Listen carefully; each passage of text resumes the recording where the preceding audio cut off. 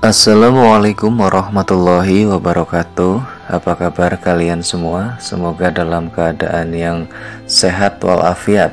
Oke, kali ini saya akan sedikit menceritakan tentang Host Cokroaminoto dan ketiga muridnya, yaitu Soekarno, Semaun, dan Kartosuwiryo. Oke, jauh sebelum memilih jalan hidupnya masing-masing, tiga tokoh pergerakan yaitu Soekarno, Semaun, dan Kartosuwiryo itu pernah tinggal bersama. Mereka menjadi murid dari pemimpin Sarekat Islam yaitu Haji Umar Said Cokroaminoto yang berada di Gang Paneleh 7 di Surabaya. Banyak alumni rumah kos tersebut yang menjadi tokoh pergerakan sebelum kemerdekaan.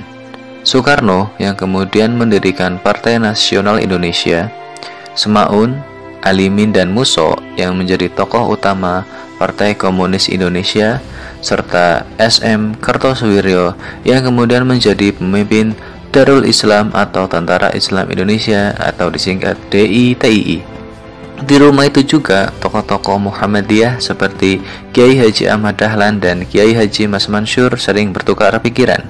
Soekarno mondok dalam tanda kutip di rumah Cokroaminoto pada usia 15 tahun. Sang ayah menitipkan Soekarno kepada Host Cokroaminoto yang saat itu pada tahun 1916 sudah menjadi ketua Sarekat Islam, organisasi politik terbesar dan yang pertama menggagas nasionalisme. Dalam salah satu biografinya yang ditulis Cindy Adams, Soekarno mengenang Cokroaminoto sebagai idolanya. Dia belajar tentang menggunakan politik sebagai alat mencapai kesejahteraan rakyat. Sesekali Soekarno menulis menggantikan Cokro di utusan Hindia dengan nama samaran Bima. Soekarno juga kerap menirukan gaya Cokroaminoto saat berpidato.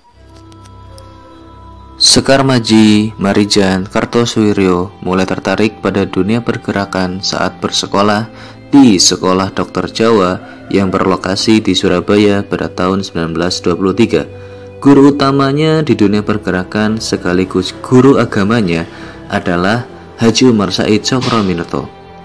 Kartosuwiryo begitu mengagumi beliau dan terpesona karena Cokroaminoto sering berpidato dalam berbagai pertemuan. Kartosuwiryo melamar menjadi murid dan mulai mondok di rumah ketua Sarekat Islam itu di Surabaya. Pada masa perang kemerdekaan 1945 sampai 1949, Kartosuwiryo terlibat aktif, tetapi sikap kerasnya membuatnya sering bertolak belakang dengan pemerintah. Kekecewaannya terhadap pemerintah membulatkan tekadnya untuk membentuk NII, Negara Islam Indonesia, yang diproklamirkan pada 7 Agustus 1949. Perjuangan Kartosuwiryo berakhir ketika aparat keamanan menangkapnya setelah melalui perburuan panjang di wilayah Gunung Rakutak di Jawa Barat pada 4 Juni 1962. Soekarno yang menjadi presiden sekaligus teman kosnya selama di Surabaya adalah orang yang mendatangani eksekusi mati Kartosuwiryo pada September 1962. Pada tahun 1918, Semaun juga menjadi anggota Dewan Pimpinan di Sarekat Islam. Sebagai ketua Sarekat Islam Semarang, Semaun banyak terlibat dengan pemogokan buruh. Semaun ingin mewujudkan cita-cita Sneflit untuk memperbesar dan memperkuat gerakan komunis di Hindia Belanda. Sikap dan prinsip komunisme yang dianut Semaun membuat renggang hubungannya dengan anggota SI lainnya. Pada 23 Mei 1920, Semaun mengganti ISDV menjadi Partai Komunis Hindia. 7 bulan kemudian namanya diubah menjadi Partai Komunis Indonesia dan Semaun menjadi ketuanya. Pada akhir tahun itu juga dia meninggalkan Indonesia untuk pergi ke Moskow dan Tan Malaka menggantikannya sebagai ketua umum.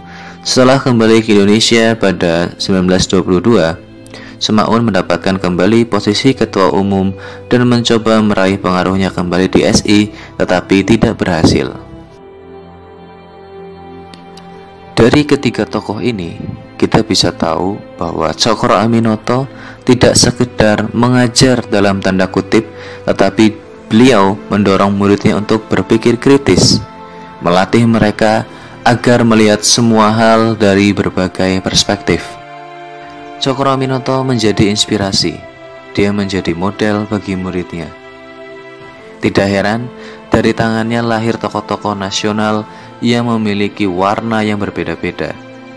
Semaun dan Kartosoewirjo, selain tentu saja Soekarno, ketiganya adalah produk seorang guru yang memberi ruang seluas-luasnya bagi anak didiknya untuk mengeksplorasi buah pikir, ide, dan gagasan-gagasan. Cokroaminoto bukan mengajar dalam tanda kutip sekali lagi, tetapi dia mendorong anak didiknya untuk bisa menentukan tujuannya sendiri. Ia tidak pernah takut menjadi berbeda dan memiliki warna sendiri, walaupun resikonya adalah penolakan dan perlawanan dari lingkungan. Di luar segala kontroversi tentang tokoh-tokoh tadi, bisa dilihat keragaman murid-murid Cokroaminoto. Soekarno yang nasionalis, Semaun yang sosialis komunis, dan Kartosoewirjo yang Islam fundamentalis. Guru sebagai among dan pamong. Guru yang hebat bukanlah guru yang menghasilkan murid seragam, tetapi murid yang beragam. Mungkin itu yang dapat saya sampaikan pada kesempatan kali ini. Sampai jumpa di video berikutnya. Semoga bermanfaat. Jangan lupa sholat dan mohon maaf bila terdapat banyak kesalahan. Billahi fi sabil haq. Wassalamualaikum warahmatullahi wabarakatuh.